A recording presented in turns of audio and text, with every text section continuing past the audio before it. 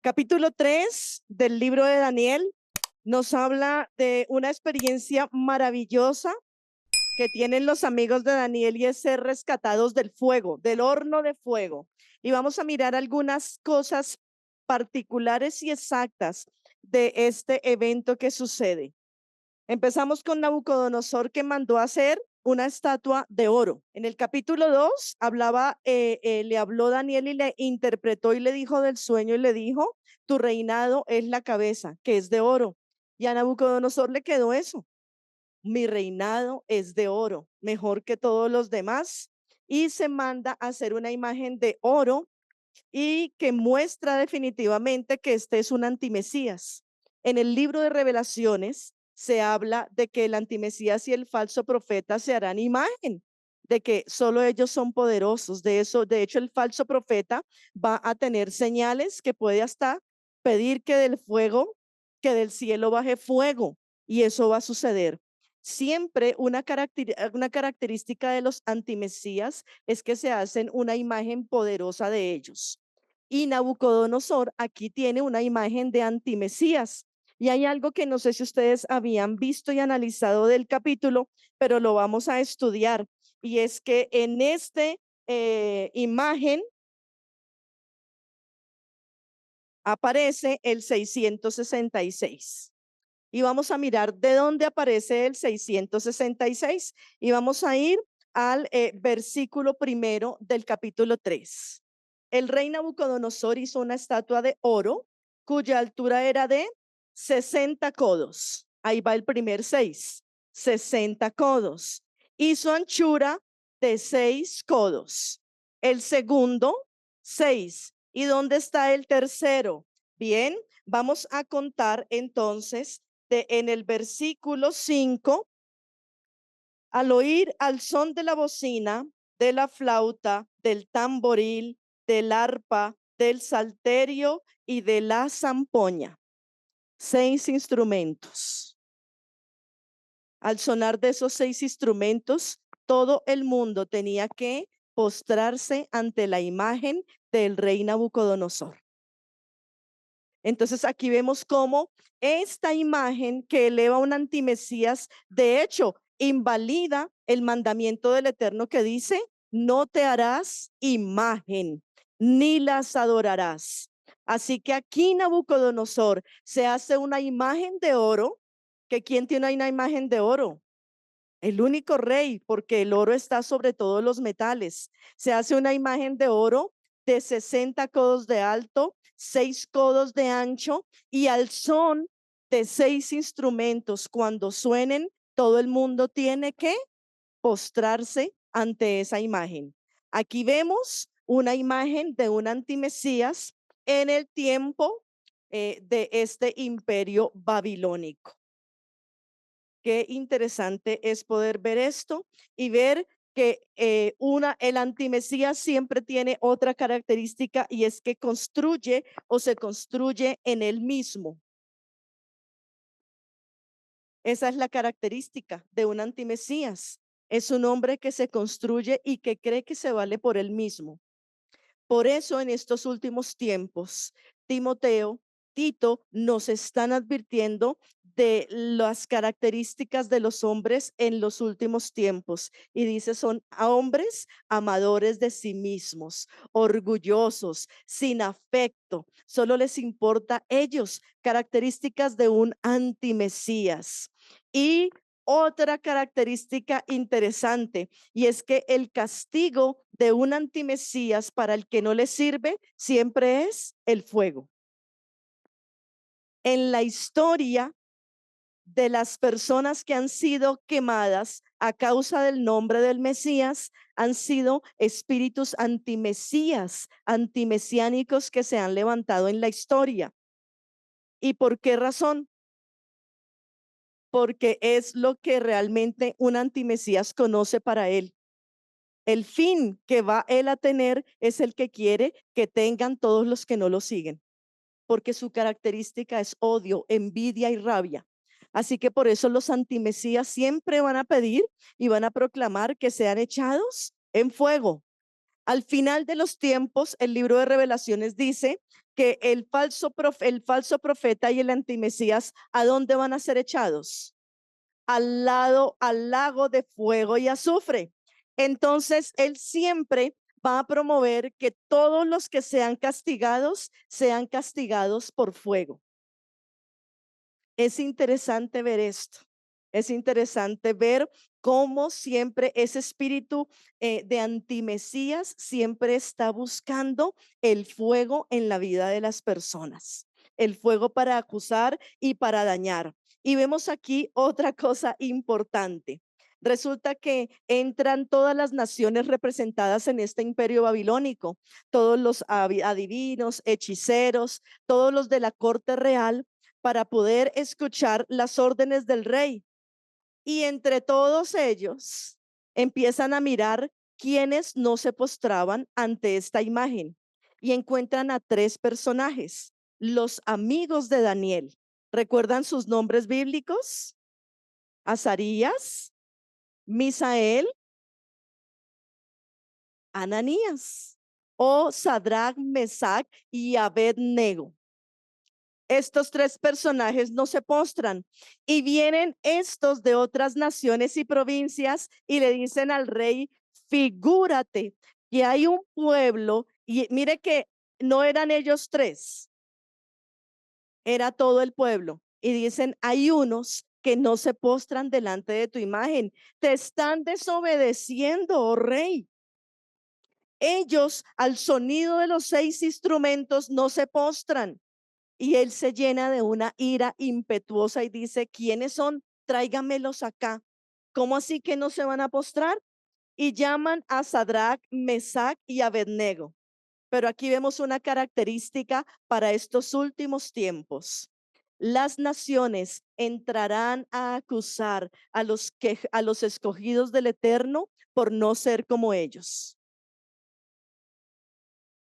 Mirábamos que Daniel es un libro muy profético y podemos verlo en el libro de Revelaciones. Revelaciones habla del acusador de los hermanos. Y nosotros miramos, podemos hacer de todo todos los otros días y no hay problema. El problema siempre es cuando empezamos a guardar Shabbat.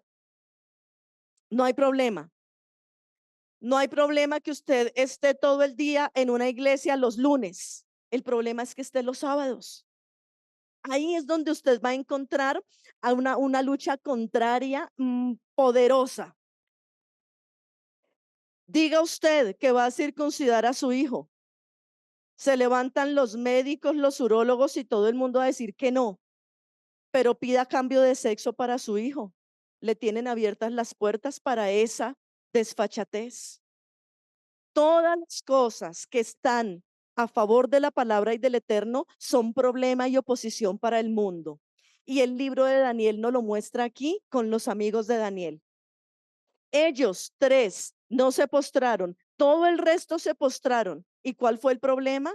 Que estos pueblos fueron a acusar a los escogidos del Eterno. Ellos tres no se postran, rey. Uno podría decir, son minoría. ¿Cuál es el problema de que se postren o no? ¿Cuál es el problema? No, pero esos tres causaban un gran revuelo, porque muy seguramente en las casas del reino donde habían judíos, ellos tampoco se postraban, pero como no estaban a la vista del rey, no fueron evidentes. Pero bastó que tres hombres judíos no se postraran para llegar a condenar a toda la nación, porque eso es lo que dice Nabucodonosor. El que no se postre y el pueblo que no se postre ante mí tiene que ser exterminado de las naciones. Y estos tres hombres tienen que decirle al rey, no nos vamos a postrar. Nosotros no nos podemos postrar sino ante el Señor Dios Todopoderoso. Y hay una razón grandiosa que está leída y estudiada por estos tres muchachos y que hoy en día también forman parte y deben formar parte de nuestra identidad. Nosotros, cuando aceptamos al Señor, nos convertimos en parte de su pueblo, y el pueblo del Eterno no tiene las costumbres de las naciones paganas. Los judíos y el pueblo del Eterno Dios de Israel no podemos ser como el resto de naciones. Éxodo 19:6 nos confirma esto que estamos hablando en esta tarde. Dice así Éxodo 19:6: vosotros me seréis un reino de sacerdotes y gente santa. Estas son las palabras que dirás a los hijos de Israel, a los hijos de Israel. Y Éxodo 6:7 al 9. Vamos a mirar qué nos dice, porque Éxodo 19:6 acá no dice que son solo los levitas, los sacerdotes. Dice todo el pueblo, todo Israel me será un reino de gente santa. ¿Y qué es ser gente santa?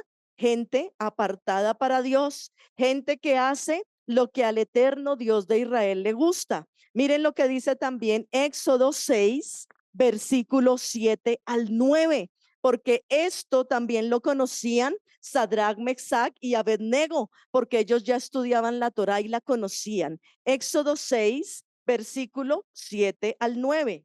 Yo los tomaré para mí como pueblo y será un Dios para ustedes y ustedes sabrán que yo soy el Eterno, su Dios, quien les saca de las aflicciones de Egipto. Yo los traeré a la tierra para la cual alcé mi mano para dársela a Abraham, Isaac y Jacob, y te la daré por herencia. Yo soy el Eterno. Moshe habló así a los hijos de Israel, mas no le hicieron caso a Moshe debido a la falta de aliento y los duros trabajos. Entonces, ¿qué sucede? Que el Eterno está diciendo, ustedes me son un pueblo diferente, apartados para mí, para mis leyes y mis estatutos. Y aquí en este capítulo 3 de Daniel, vemos que estos tres hombres fueron valientes y le dijeron al rey, no nos podemos postrar ante tu imagen, porque nosotros somos un pueblo diferente. Y entonces, delante de todos, ellos tres son colocados a juicio de muerte, y a un juicio de muerte tremendo. Fue tanta la soberbia de este espíritu de antimesías que en este momento tiene Nabucodonosor. Y aquí es importante ver esto. Nabucodonosor no siempre tenía espíritu de antimesías, pero en este momento de soberbia tenía el espíritu de antimesías sobre él. Y fue tanta la rabia que a él le dio que dijo, ahora calienten el horno 7 veces más. Aún los que estaban prendiendo la leña y los carbones a este horno fueron consumidos de las llamaradas. ¿Cómo sería eso de tremendo? ¿Cómo sería de fuerte eso? Y uno dice, bueno, ¿y Daniel sería que sí se postró? Porque solo hablan de tres amigos. ¿Y dónde está Daniel? Porque uno dice, eso es importante verlo. Daniel era también separado para el Eterno. ¿Dónde está Daniel en este caso? Daniel sería que si se postró, se escondía, no fue valiente como sus amigos, que cuando sonaban los instrumentos ellos tres se quedaban en pie y todos se postraban, y Daniel detrás de la columna. ¿Qué pasó con Daniel? Explican los estudiosos que los tres amigos de Daniel eran funcionarios del palacio, pero Daniel era consejero privado del rey. Por lo tanto, Nabucodonosor lo tenía en el sitio cerca a su morada de dormida, y nadie veía a Daniel. Daniel compartía con sus amigos, pero él no tenía que estar ante la corte. Daniel tenía la credencial para no estar ante los ministros y ante los que llamaba. Él no necesitaba. Él estaba cerca a la dormida del rey, a la cama del rey, y por eso no se dieron cuenta si Daniel se postraba o no delante de la imagen de Nabucodonosor. Daniel era un consejero privado del rey. Recordemos que en el capítulo 2, al final dice que fue colocado en eminencia y que Nabucodonosor lo admiraba especialmente a él. Así que Daniel no necesitaba estar en público porque el rey le daba esa oportunidad de no presentarse con los demás. Él estaba eximido, él no necesitaba, como cuando a uno le fue muy bien en el colegio y lo eximen del examen. No, no venga mañana, que mañana voy a hacer examen, pero usted ya no necesita. Igual le pasaba a Daniel, por eso no fue contado entre sus tres amigos. Miremos lo que dice Jeremías 32:12. Jeremías 32:12. Y entregué la carta de venta a Baruc, hijo de Nerías, hijo de Masías, delante de Anameel, el hijo de mi tío, delante de los testigos que habían suscrito la escritura de venta y delante de todos los judíos que estaban en el patio de la cárcel. Vamos a analizar unos versículos que nos muestran algunas cosas particulares. Están suscribiendo unos negocios y dice, y aquí estaban también delante de unos judíos que estaban en el patio. Mire lo que dice Segunda de Reyes 16:6. Son expresiones que a veces nosotros leemos de largo y no la tenemos como intención o interés alguna. Segunda de Reyes 16:6. En aquel tiempo, el rey de Edom recobró Elat para Edom y echó de Elat a los hombres de Judá. Y los de Edom vinieron a Elat y habitaron allí hasta hoy. Elat es una de las playas más lindas que hay sobre Israel, en la parte norte, cerca a donde está en este momento Líbano y Siria molestando con Hezbolá. Y dice que los edomitas, los hijos de Edom, hasta hoy sacaron a los judíos, porque dice a los habitantes de Judá, los sacaron y habitan allí hasta el día de hoy. Así que aquí podemos ver cómo a un grupo de judíos los sacan de su propia tierra. Apocalipsis 12:10. Nosotros leemos y no nos damos cuenta de algunas cosas. Entonces oí una gran voz en el cielo que decía, ahora ha venido la salvación, el poder y el reino de nuestro Dios y la autoridad de su Mesías, porque ha sido lanzado fuera el acusador de nuestros hermanos, el que los acusaba delante de nuestro Dios día y noche. Ante la acusación de todas las naciones y de la amenaza del castigo que decía el rey Nabucodonosor, los amigos de Daniel estaban dispuestos a ser echados al fuego, a ese horno, con sus ropas de jerarquía. Ellos permanecieron firmes y estables. En estos tres versículos de Jeremías, de Segunda de Reyes y de Apocalipsis, vemos cómo siempre se está hablando de los judíos. Ellos siempre causan algo especial. En el primer versículo decía, y algunos judíos que estaban en el patio. ¿Cuál es el problema? Son personas, pero no. ¿Y cómo los identifican que son judíos? Porque siempre en su etiqueta de vestimenta, en su vida hay una señal que los diferencia a todos los pueblos y les causa una molestia a todos los pueblos. Si ven vestido a un indio con sus atuendos normales, a un indígena con sus plumas y sus cosas y sus caras pintadas, no hay problema. El problema es ver a un hombre judío. Ese es el picazón de las naciones. Cuando ven a un judío, no molestan a nadie, pero ven a alguien con un cachumbo, unos peots, un talid, una kipá, y ahí hay problema.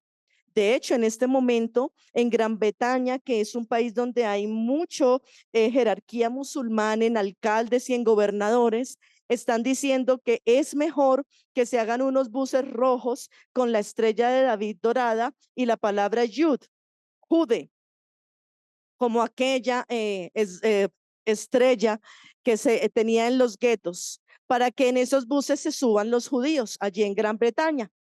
¿Y cuál es el problema? Los judíos tienen tres piernas, no caben por las puertas de los otros buses, pero el problema siempre es tener que tenerlos diferente. Ahora, bendito el Eterno, esto es profético. Ellos son una nación diferente a todas las naciones de la tierra. Son un pueblo diferente. Por eso el Señor permite que todas las naciones los señalen, porque justamente ser una señal de pacto entre las naciones es causar problemas a las tinieblas. Y así lo tienen que entender nuestros hermanos mayores y lo tenemos que entender nosotros, que estamos siendo parte del pueblo de Israel. No podemos agradar al mundo, siempre vamos a ser un problema para todo el mundo. Lo importante es permanecer firmes como Sadrac, Mesac y Abednego. Miren que Hebreos 11:6 dicen que sin fe es imposible agradar a Dios.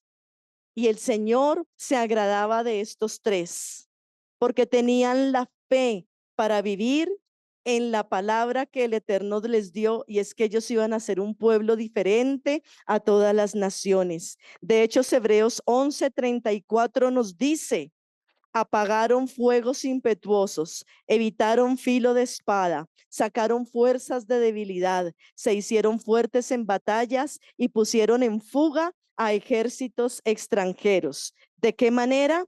Siendo un pueblo diferente a todos los pueblos de la tierra. Esto es algo que debemos tener marcado y ser como Sadrac, Mesad y Abednego. Y otra cosa importante que dice este capítulo y uno lo pasa por alto. Nótese que también se especifica mucho que estos tres hombres fueron echados a esa celda, a ese pozo de fuego. ¿De qué manera? Atados y vestidos con sus ropas, calzados y con vestido en su cabeza. No sé si ustedes habían notado eso, como lo dice de específico en este libro de Daniel 3. O sea, especifica muchísimo cómo iban atados. Ellos pensaron que ellos iban a oponer resistencia. No, ellos mismos dijeron, no lo vamos a hacer. No había necesidad de atarlo, pero es la forma en que el opresor cree que va a intimidar. Él siempre va a tratar de atar algo en tu vida para hacerte creer que tú no vas a poder. Pero ellos sin problema entraron a esa celda de fuego que habían construido. Pero ellos iban con todos sus atuendos. Versículo 21 del capítulo 3. Entonces estos varones fueron atados con sus mantos, sus calzados, sus turbantes y sus vestidos, y fueron echados dentro del horno de fuego ardiendo.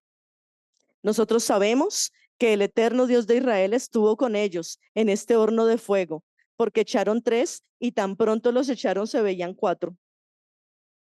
Nabucodonosor se paró inmediatamente y dijo: no echaron a tres, pero veo a cuatro. Y todos lo vieron, porque todos dijeron: sí, es cierto, se ven a cuatro allá adentro. Pero ¿qué significa este versículo para especificar tanto que los hombres echados al fuego tenían todas sus vestiduras, sus mandos y sus coberturas en la cabeza? Miren lo que dice Ezequiel 24:17. Reprime el suspirar, no hagas luto de mortuorios. Ata tu turbante sobre ti, pon tus zapatos en tus pies y no te cubras con rebozo ni comas pan de enlutados. El hombre del Eterno es cabal en su juicio y conoce cuál es su armadura. Ellos no fueron despojados. A ellos los llevaron así, con el atuendo que tenían de judíos, aún en la deportación, porque querían demostrar que los judíos tendrían castigo si no se postraban ante los dioses. Y ellos no pusieron problema, porque para ellos era un honor y una distinción ser diferentes entre todos los pueblos de la tierra. Nosotros necesitamos tener la identidad que tuvieron estos tres hombres, tener identidad de nuestra forma de vestir, de ser y de establecernos, porque no hay otros como nosotros. Primera de Corintios 11:4. Allí Pablo le da un consejo maravilloso a la iglesia en Corinto, que tenía problemas bien delicados para establecer la diferencia entre hombres y mujeres. Y Pablo tiene que trabajar y decir: todo varón que ora o profetiza con la cabeza cubierta afrenta su cabeza. ¿Y a qué se refiere? A que los hombres en Corinto estaban utilizando el turbante o los mantos de la mujer. porque las mujeres se habían levantado con tal poder allá, y Corinto era una iglesia que estaba entre naciones dispersas en periodo grecorromano, donde las mujeres estaban empoderadas por la gran diosa Diana de los Efesios. ¿Y qué sucede? Que los hombres decían, ay, tenemos que imitar a las mujeres. O sea que para orar y para profetizar y tener poder de Dios, tenemos que usar los manticos que ellas usan en su cabeza. Y los hombres empezaron a adquirir esto. Entonces, miren lo importante como en Daniel 3 nos resalta que el hombre debe estar varonil y apuesto aún para ir condenado a muerte por un antimesías, porque el Señor estará con él como estuvo con ellos en el cuarto varón que se veía en este horno de fuego. ¿Qué palabra sostenía a los amigos de Daniel? Porque tú y yo necesitamos palabra para ser sostenidos. No una porra, una hurra, no, tú puedes, ánimo, vamos chicos, sí, no. Ellos tenían que ser sostenidos en una palabra y tuvieron varias para sostenerse. Números 31, 23. Ellos conocían esto, ellos ya eran estudiosos de esta Torá. Números 31, 23. Todo lo que resiste el fuego, por fuego lo haréis pasar y será limpio. Bien que en las aguas de purificación habrá de purificarse. Haréis pasar por agua todo lo que no resiste el fuego. Ellos sabían que la fe en su Dios, la fe en la Torá que les había sido dada, era más importante que el fuego que ellos podían tener. Todo lo que resiste el fuego, por fuego lo haréis pasar y será limpio.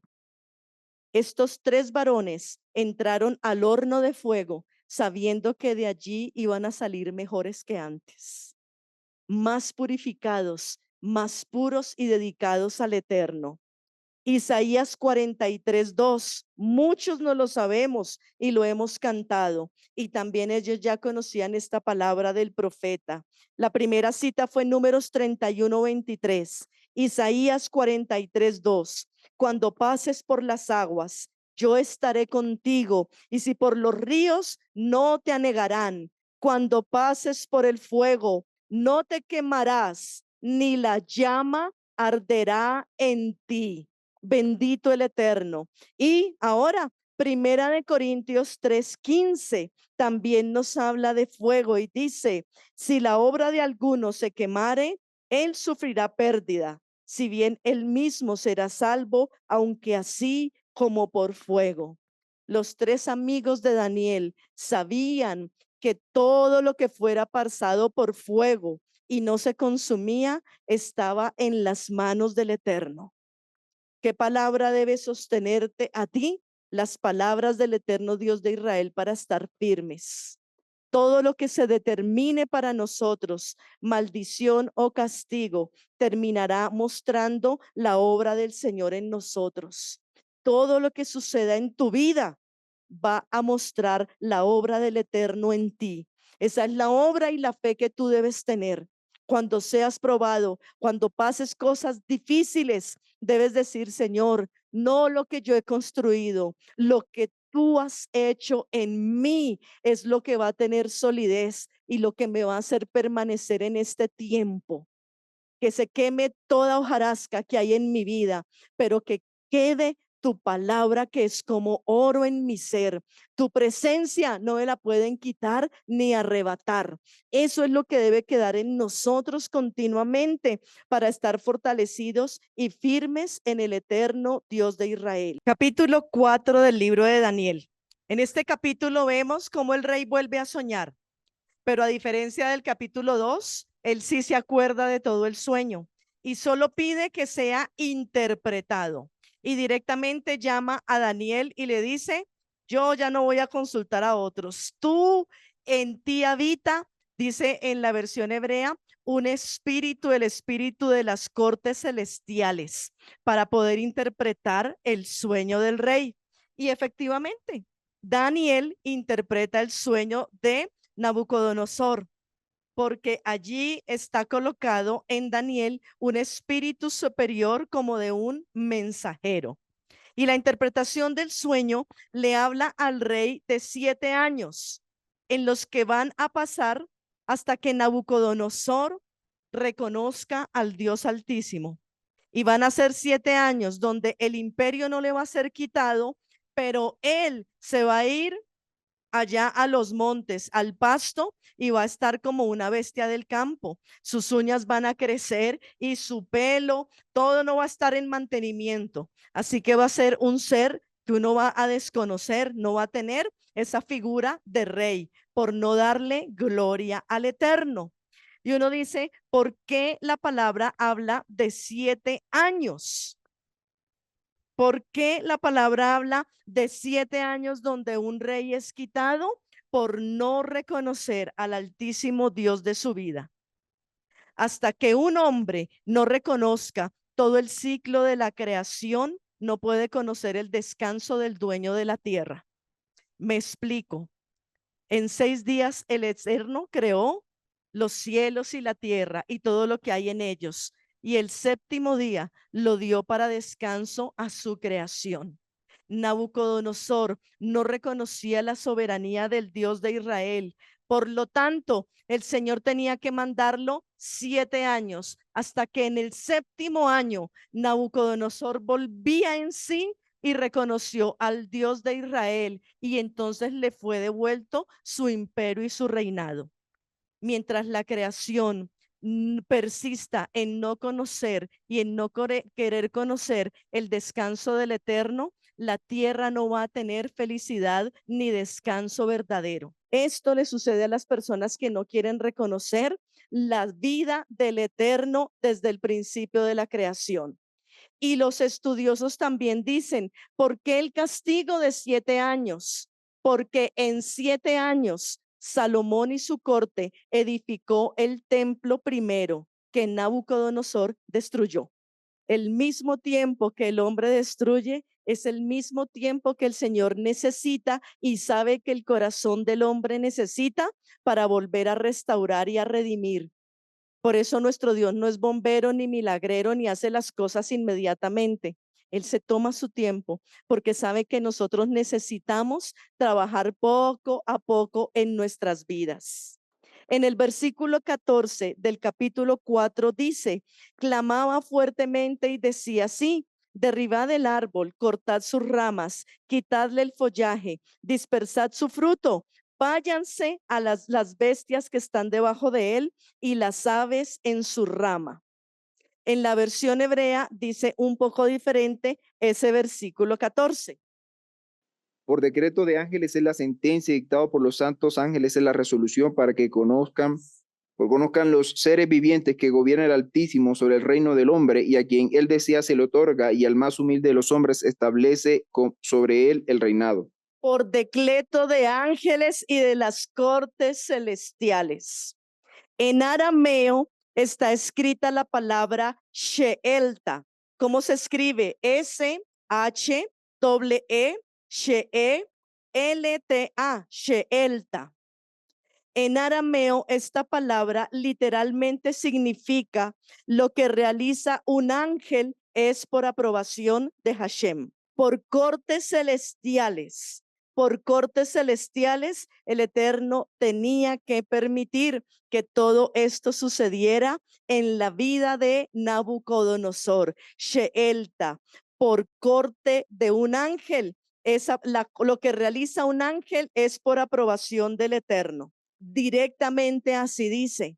Entonces el rey tenía que pasar esto sí o sí. Ya lo había determinado el Eterno y había enviado un ángel que iba a hacer que se abriera la puerta de esto. Ahora, después de que Nabucodonosor sueña, Daniel lo interpreta. ¿Cuánto tiempo pasa para que se cumpla? 1 año. Pasó 1 año. Él tiene el sueño, se lo interpreta a Daniel y Daniel se quedó callado un rato. Y él le dijo, tranquilo, interprétalo, no es culpa tuya, pero dime lo que tú entiendes. Y Daniel se lo dice y le advierte, rey, vuélvete a Dios, reconócelo para que no tenga tu reino que detenerse, que cortarse en un tiempo tu reinado y que tú después vuelvas cuando reconozcas a Dios. Nabucodonosor duró un año recordándolo, pero ya cuando iba cumpliendo el año dijo, no pasó nada, aquí no pasó nada. Así que Nabucodonosor se confía nuevamente en él y se vuelve a creer poderoso.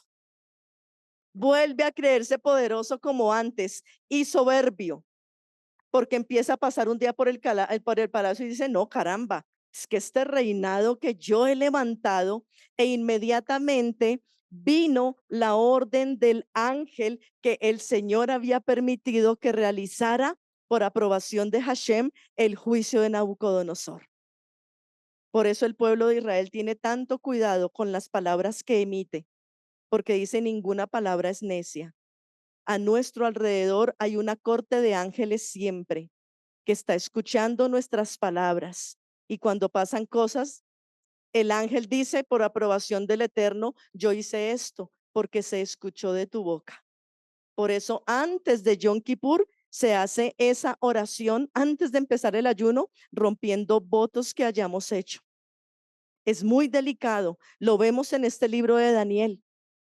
Cuando un ángel actúa es aprobación del Eterno, pero antes ha sucedido apertura de labios nuestros.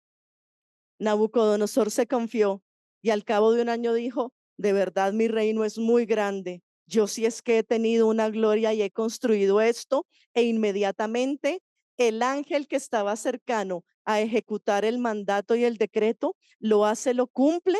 E inmediatamente Nabucodonosor se va como una fiera del campo y una bestia y se va a los pastizales a vivir por espacio de 7 años. Dice la historia no de nosotros, sino la historia de verdad de los pueblos, que estos 7 años reinó el hijo de Nabucodonosor. Por eso en el sueño no era cortado de raíz, era cortada una parte y la raíz quedaba en la tierra. Y después, para que después de 7 años, Nabucodonosor volviera a gobernar cuando le diera la gloria al Eterno, cuando al fin entendiera el 7º año, el del reposo y el de darle el lugar al Eterno. Así que allí, estos 7 años, reina el hijo de Nabucodonosor.